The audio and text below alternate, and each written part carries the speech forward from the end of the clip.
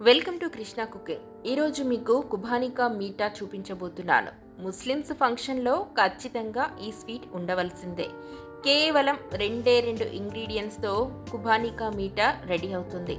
చాలా చాలా ఈజీ. ఎలా చేసుకోవాలో చూపిస్తారండి.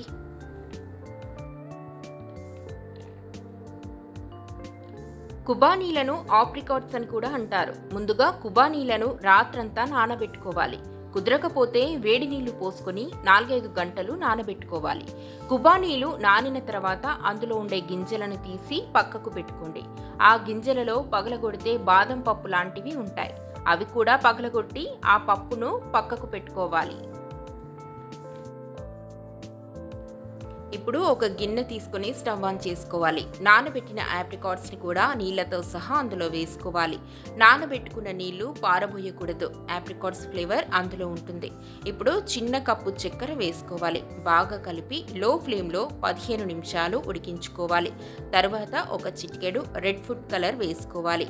ఇది ఆప్షనల్, అవసరం లేదనుకుంటే స్కిప్ చేయొచ్చు. ఫుడ్ కలర్ వేసుకున్నాక మరో 10 నిమిషాలు ఉడకనిచ్చి పగలగొట్టుకున్న పప్పులను పైన వేసుకుని స్టవ్ ఆఫ్ చేయడమే.